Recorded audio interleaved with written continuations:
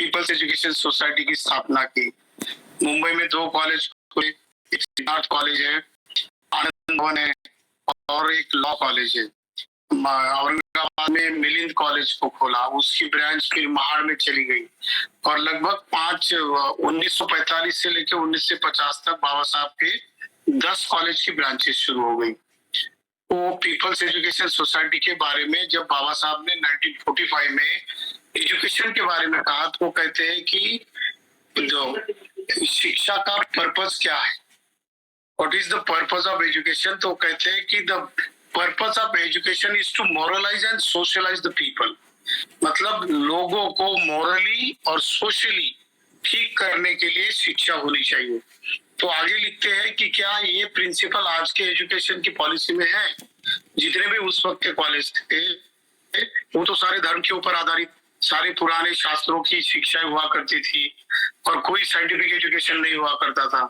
तो बाबा साहब कहते हैं कि मेरी शिक्षा की सोच क्या होगी, तो कहते हैं कि साइंटिफिक सोच होगी, और दूसरी वो कहते हैं कि कल्चर इस्टेब्लिश करने के लिए एजुकेशन देना चाहिए। इसीलिए मैंने सिद्धार्थ नाम रखा। सिद्धार्थ मेरे गुरु का नाम है, ऐसा वो कहते हैं, तथागत बुद्ध का।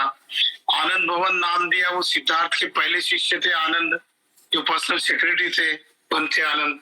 उसके बाद मिलिंद नाम जो दिया औरंगाबाद के कॉलेज का, और वहां पे जो नागसेन वन है, जो नागसेन और मिलिंद राजाओं के बीच में जो मिलिंद पन्न है, मिलिंद प्रश्न नाम का जो ग्रंथ है, वो कहते हैं कि विद्यार्थी कैसा होना चाहिए, तो कहते हैं कि राजा मिलिंद जैसा, और टीचर कैसा होना चाहिए, तो भंते नागसेन जैसा। क्योंकि मिलिंद प्रश्न में शिक्षा में मोरालिटी किस तरीके से इस्टेब्लिश हो, इसकी शिक्षा दी, इसका डिस्कशन आया है राजा मिलिंद और नागसेन भंते के बीच में।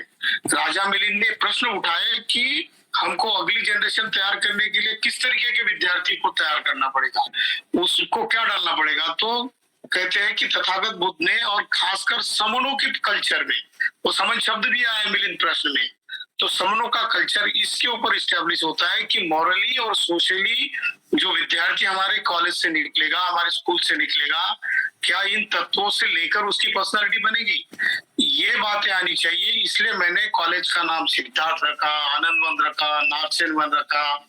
ये सारी बातें बाबा साहब ने कही है, और उन्होंने फिर ये बातें कॉन्स्टिट्यूशन के फंडामेंटल राइट्स में भी डाली है। आपको पता है कि आर्टिकल 25 से लेकर तक आर्टिकल 29 तक ये एजुकेशन की पॉलिसी का भी बाबा साहब ने जिक्र किया है, और directive principle of state policy में भी वो कहते हैं कि शासन ने इक्वालिटी के ऊपर जो है वो बेसिक एजुकेशन देना चाहिए, और उनकी सोच ही साइंटिफिक होनी चाहिए। जब आर्टिकल 51 लिखा तो आर्टिकल 51C में जो दिया है वो रिस्पॉन्सिबल सिटीजन तैयार हो, ये सोच बाबा साहब की थी। इसका मतलब बाबा साहब सबनों की विचारधारा वाली शिक्षा लाना चाहते थे शासन के तौर पर।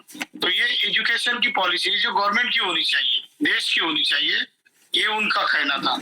इसके ऊपर बाबा साहब के एजुकेशन सोसाइटी में सारा का सारा उनके बायलॉज में, उनकी एजुकेशन पॉलिसी के धोरण में भी वही आया।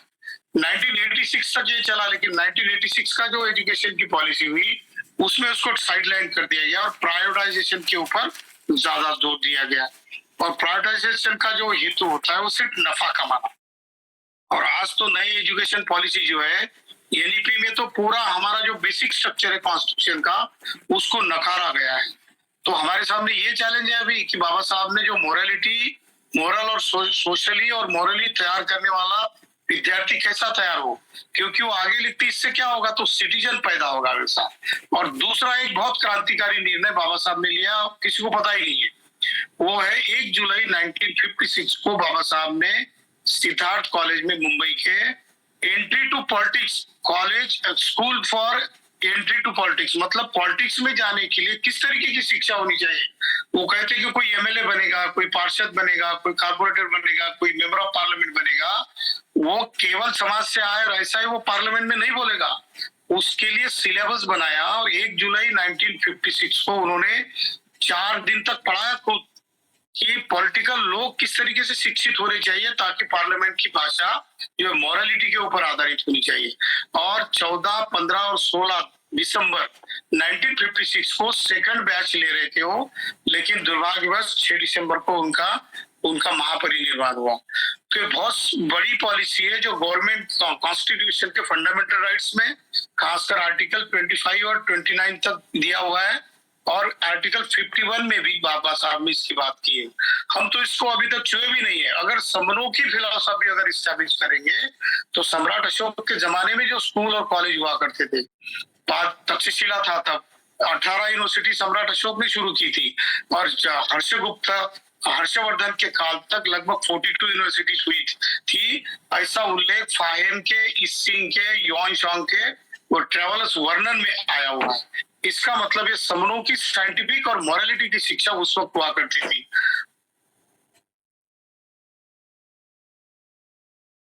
आज नहीं चाहिए क्या कुछ हम ऐसी एजुकेशन पॉलिसी लेकर हमारे खुद के कॉलेज शुरू करें, क्योंकि एनईपी भले ही हमारे खिलाफ है, लेकिन आपको खुद का इंस्टीट्यूशन खड़ा करने के लिए वो रोकती नहीं है।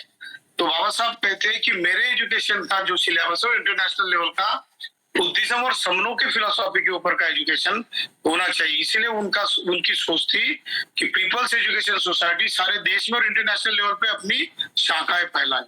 समन संघ अगर इकट्ठा करने का और लोगों को, अच्छे लोग, मॉरल लोग और सोशल लोग अगर इकट्ठा करने का काम करता है तो नई एजुकेशन पॉलिसी हमारी खुद की होगी, गवर्नमेंट करे या ना करे।